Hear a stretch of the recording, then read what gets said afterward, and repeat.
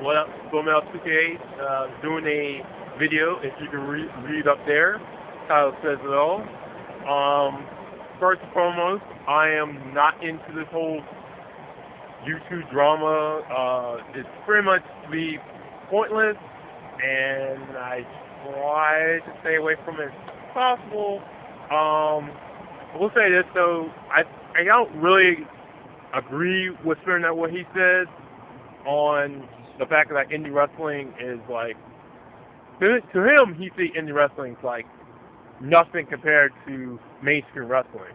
But if in my opinion, like, if it wasn't for like ECW being at that independent promotion back then with WCW and WWF at the time, I don't think we really would have had like this, really we would not have this third company we would not be talking of.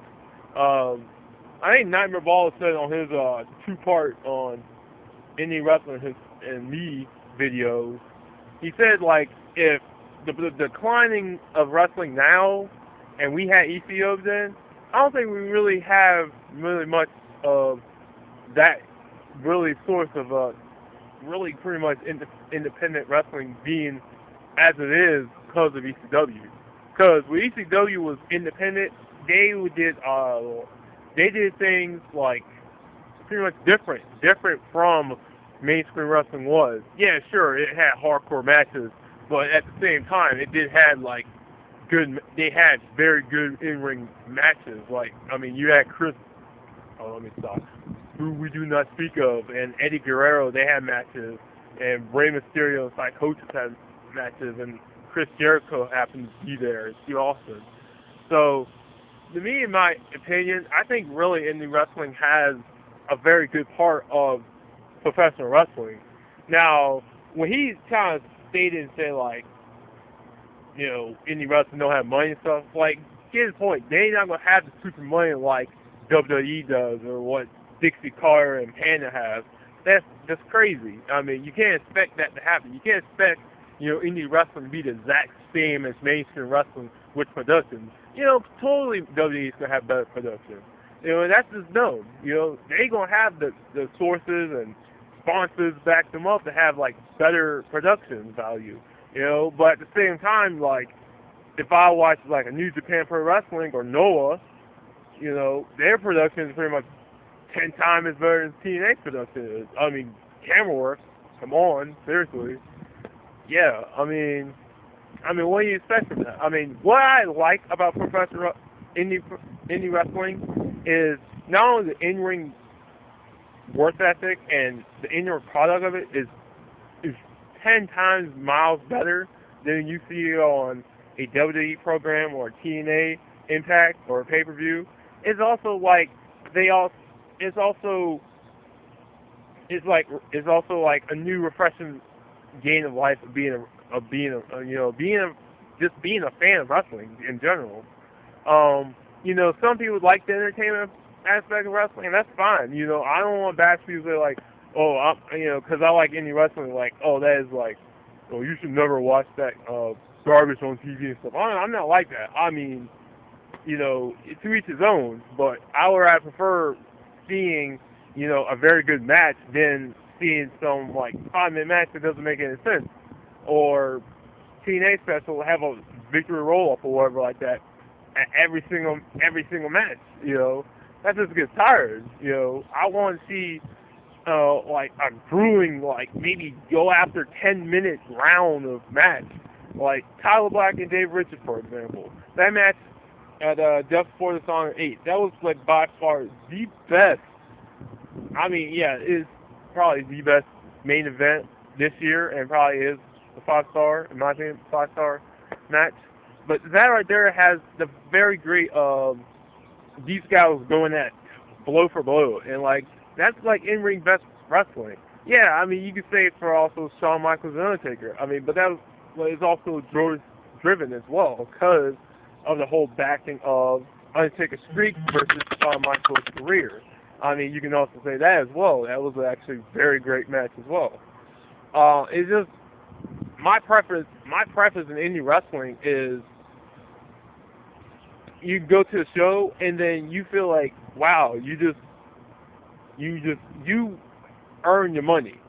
You earn your money for going there. Like some fans, some mainstream fans, they go to WWE. They sometimes like it, sometimes they don't, and most times they do feel like they got their money's worth, but at the same time they go there and they feel like, oh, we got gypped off and stuff like that. So they really don't really go to indie shows as much. The thing I also want to say is if you have like an independent wrestler that's now wrestling mainstream, like wrestling in the major companies, like there's like back history you can actually like, get someone to actually do research on. That way maybe they could probably start liking more Mike, what I say, Frank Martin. Look back in history on the indie promotion they were wrestling for. Like case in point, Bryan Danielson, he wrestled in Ring of Honor. Duh.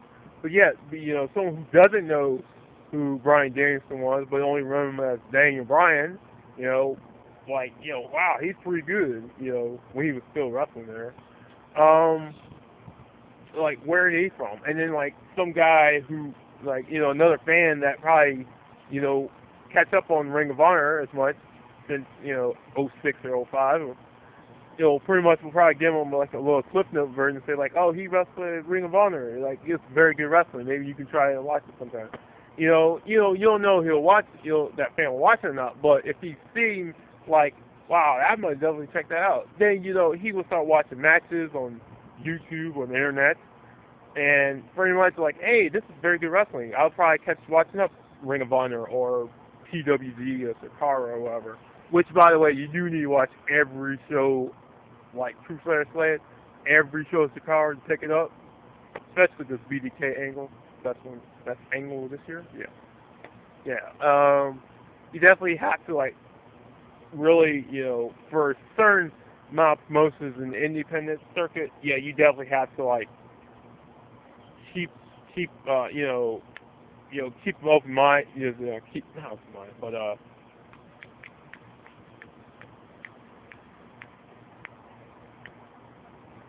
you have to really keep watching the product more. Yeah, more better.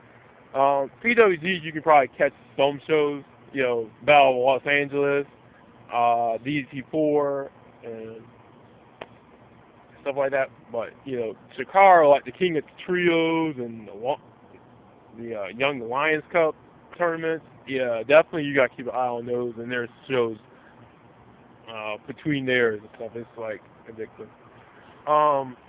And also fair to say something about